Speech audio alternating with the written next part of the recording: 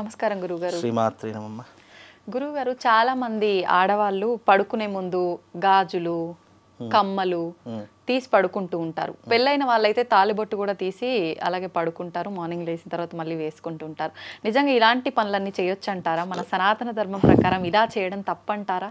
100% తప్పే కదా. దాంట్లో మీరు చెప్పిన వస్తువుల్లోనే ఏమేమి తీయకూడదో అవే తీస్తున్నారు. కాబట్టి ఇక్కడ మనం సనాతన ధర్మం ప్రకారం వెళితే ఒక రకంగా ఉంటుంది. అంటే లౌకికంగా చెప్పాలి, మామూలుగా నార్మల్ ఇప్పుడున్నటువంటి అప్డేట్ జీవితంలో చెప్పాలి అంటే ఒక రకంగా చెప్పాలి. ఇక సనాతనము ప్లస్ అప్డేట్ జీవితాలు ఈ రెండింటినీ కమ్యూనికేషన్ చూస్తే కొన్ని వస్తువులు తీయడంలో తప్పు లేదు, కొన్ని వస్తువులు అస్సలు తీయకూడదని సనాతన ధర్మం అని చెప్పింది. ఇప్పుడు మీరు అన్నట్టుగా పెళ్లి కానటువంటి వాళ్ళ స్త్రీలు చూస్తే గనక చేతులకు గాజులు ఉండాలి తప్పకుండా. పెళ్లి కాని వాళ్ళకి కూడా, కాని వాళ్ళకైనా అయిన వాళ్ళకైనా గాజులు తప్పకుండా ఉండాలి. మట్టి గాజులు అనేటటువంటి ఉండాలి. అవి 2, 3, 5 ఎన్నో కొన్ని వేసుకోవాలి. అలాగే కమ్మలు అనేటటువంటివి అవసరం లేదు. కమ్మలు పడుకునే ముందు పెట్టుకోకూడదు అనేటటువంటి శాస్త్రంలో చెప్పలేదు. సౌభాగ్యానికి గుర్తుగా ఉన్నటువంటి వస్తువులు సనాతన ధర్మంలో కొన్ని చెప్పడం జరిగింది. అలాంటి సౌభాగ్య వస్తువులలో గాజులు ఒకటి, అలాగే తలలో పువ్వులు ఒకటి, మంగళసూత్రము, కాళ్ళకి మెట్టెలు, నుదుటిన కుంకుమ. ఈ 5ని పంచద్రవ్యములు అని అంటుంటారు. సౌభాగ్యానికి గుర్తుగా ఉన్నటువంటి గుర్తులు ఇవి. అయితే దాంట్లో ప్రధానంగా ఏది తీసేసినా ఏది వద్దనుకున్నా అందులో ప్రధానంగా ఉండేటటువంటి 2 వస్తువులు, మెడలో మంగళసూత్రము, కాలికి మెట్టెలు. ఈ 2 ప్రధానంగా ఉండవలసినటువంటి అంశములు. మరి ముఖ్యంగా అందులో చెప్పదగినటువంటిది అంటే గాజులు కూడా ఉండాలి. గాజులు అనేటటువంటి, ఇప్పుడు గాజులు ఎప్పుడు తీస్తాము? ఎవరైనా చనిపోయినప్పుడు మనం గాజులు పగలగొడతాం, చూస్తూ ఉంటారు. తాలిబొట్టు తీసేస్తుంటాం, బొట్టు చెరిపేస్తూ ఉంటాము. అంటే అవి ఎప్పుడు చేస్తాము? ఎప్పుడైతే భర్త లేడు అనేటటువంటి సంఘటనలు ఉంటాయో అలాంటి సందర్భాల్లోనే ఈ 3 ప్రధానంగా తీసేస్తాం. ఇక ఇది పువ్వులు అనేటటువంటివి, కమ్మలు అనేటటువంటివి ఉన్నా లేకపోయినా నడుస్తుంది. కానీ ప్రధానంగా ఉన్నటువంటి అంశాలు ఏంటి అంటే మంగళసూత్రం ఉండాలి. మంగళసూత్రం ఎట్టి పరిస్థితుల్లోనూ తీయకూడదు.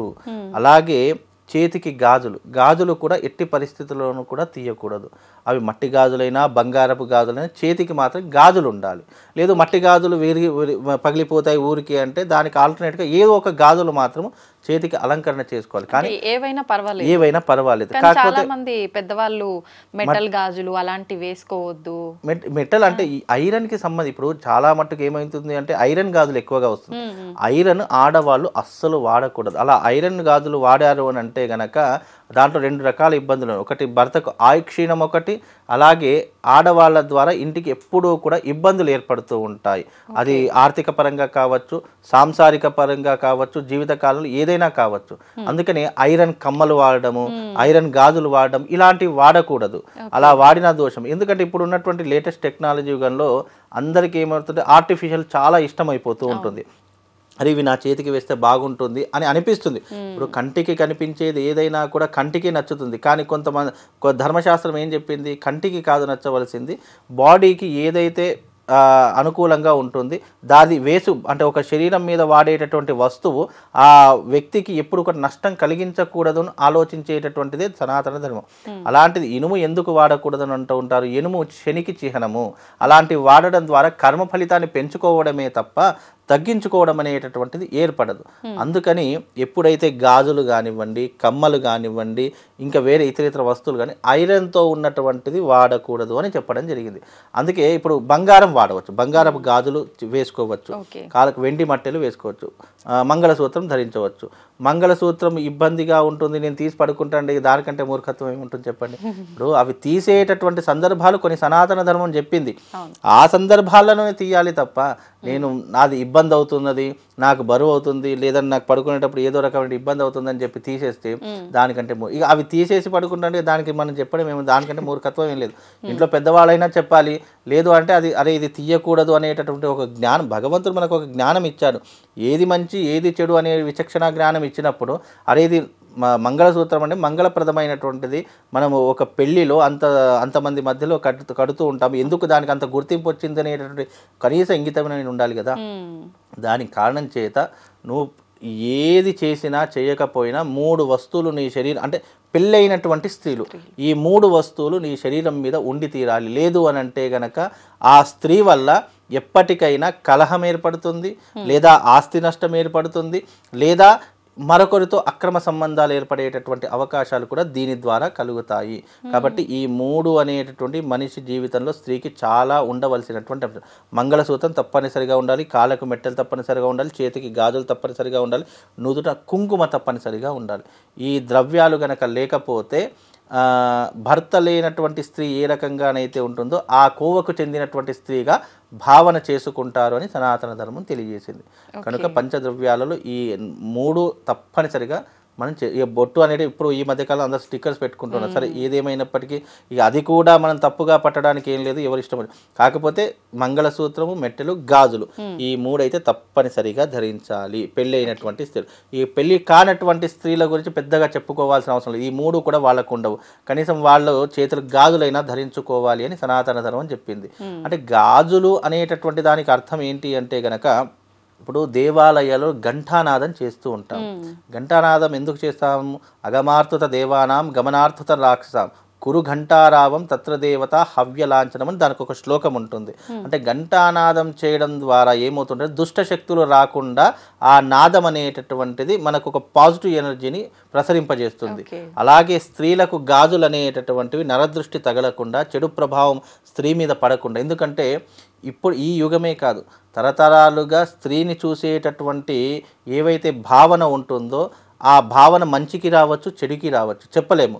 అందరూ చెడుగా చూస్తారనేటటువంటి ఆలోచన కూడా లేదు. కొంత మంచిగా చూసేటటువంటి వాళ్ళు, చెడు ప్రభావంతో చూసేవాళ్ళు ఉంటారు. అలాంటి నెగిటివ్ ఇంపాక్ట్, ఇప్పుడు నెగిటివ్ ఇంపాక్ట్ అంటే అది కేవలం దృష్టి ద్వారానే అవుతుంది. అలాంటి దృష్టి ప్రభావం కూడా పడకూడదు అనేటటువంటి కారణం చేత చేతులకు గాజులు వేసుకోమని మన పెద్దవాళ్ళు సూచించినటువంటి ఒక అంశము. దాన్ని ఆచరిస్తే మనం హ్యాపీగా ఉంటాం. ఇవన్నీ పద్ధతులు ఎందుకు, ఇవన్నీ తలకాయ నొప్పులు మనకు ఎందుకు అని అంటే ఎప్పుడు ఒకప్పుడు మనమే నష్టపోతాము. మంచి అనేటటువంటి తొందరగా తలకెక్కదు, చెడే తొందరగా తలకెక్కుతుంది. అది వద్దన్నా అదే మంచి అనుకునేటటువంటి ప్రభావం ఈ కలియుగంలో ఏర్పడింది. కాబట్టి ఇవన్నీ కూడా చెప్పడం మనం చెప్పాల్సిన అవసరం, పెద్దవాళ్ళు ఇంట్లో ఉన్నటువంటి వాళ్ళు చెప్తే వాళ్ళు ఆచరిస్తే బాగుంటుంది. ఇప్పటికీ ఈ జనరేషన్లో మూఢనమ్మకాలు ఎందుకు, అవెందుకు, ఇవెందుకు, ఈ ఆల్టర్నేటివ్ యుగంలో ఇవన్నీ ఎందుకు అని అంటే, నువ్వు ఆల్టర్నేటివ్ యుగమైనా ఏ యుగమైనా నువ్వు సాంప్రదాయకబద్ధంగానే పెళ్లి చేసుకుంటున్నావు. మనకు పెద్దలు ఏదైతే నిర్ణయించారో అదే పద్ధతిలో మనం వెళుతున్నాం. ఆ పద్ధతిలో కూడా నువ్వు ఆల్టర్నేటివ్ వెతుక్కున్నావు అంటే దానికంటే మూర్ఖత్వం ఇంకోటి లేదు. కనుక మనిషి ఏదైతే ఉందో అది అనాదిగా ఎందుకు దాని గురించి పెట్టారు. సరే అవి తెలియకపోయినా సరే పెద్దవాళ్ళు నలుగురు వేసుకుంటున్నారు, వాళ్ళని చూసైనా మనం ఆ పరిస్థితిని, ప్రభావాన్ని అలవాటు చేసుకుంటే బాగుంటుంది అనేటటువంటి ఉద్దేశం. అవి తీయడం వల్ల నష్టము అని అంటే గనక, ఒక స్త్రీకి పెళ్ళయింది లేదు అనడానికి గుర్తులు 2 ఉంటాయి. పెళ్ళి అయినటువంటి స్త్రీని ఒక రకంగా చూస్తారు, పెళ్ళి కానటువంటి స్త్రీని ఒక రకంగా చూస్తారు. అవన్నీ కూడా మనిషికి ఏమవుతుంది, నెగిటివ్ ఇంపాక్ట్ని ప్రొజెక్ట్ చేస్తూ ఉంటుంది. ఆ నెగిటివ్ ఇంపాక్ట్ నుంచి, ప్రొజెక్ట్ నుంచి మనం బయటపడాలి అని అంటే కనుక ఇలాంటి కొన్ని వస్తువులు ప్రతి ఒక్క స్త్రీ ముత్తైదువు ధరించుకొని ఉండాలి అనేటటువంటిది అంశం అమ్మ. మీరు అన్నట్టుగా చాలా మంది ఎవరు పాటిస్తున్నారు ఈ కాలంలో అంత మూఢనమ్మకం. అంటే భర్తకు ఆయుష్ తగ్గిపోతుంది అంటే ఏమైంది, బాగానే ఉన్నారు కదా, ఇట్లా వాదించే వాళ్ళు ఉన్నారు. ఇప్పుడు భర్త ఆయుష్ దీనికి కూడా ఒక చిన్న సంఘటన చెప్పొచ్చు. అంటే ఈ మధ్య కాలంలో జరిగిన, భర్త ఆయుష్ బాగానే ఉంటుంది. ఆయుష్ అనడానికి అర్థం ఏంటి, ప్రతి ఒక్క మనిషి, స్త్రీకి కానీ పురుషులకు కానీ పుట్టబోయేటటువంటి బిడ్డ నుంచి పండు ముసలి వరకు ప్రతి ఒక్క మనిషి జీవితంలో యమగండ కాలాలు అనేటటువంటి కొన్ని ఉంటాయి. ఆ యమగండ కాలాలు మనిషిని ఏం చేస్తుంది, చావు అంచుల వరకు తీసుకొని వెళ్ళి అది మళ్ళీ వెనక్కి, అంటే ఆయన చేసుకున్న పుణ్య ఫలితం మళ్ళీ ఆయనను వెనక్కి లాగేస్తూ ఉంటుంది. ఇప్పుడు ఒక కారులో 10 మంది వెళుతున్నారండి, 10 మందిలో 4 చనిపోయారు, 6 మాత్రం బ్రతికి బయటపడ్డారు. మరి 10 మందికి 10 మంది చనిపోవాలి కదా.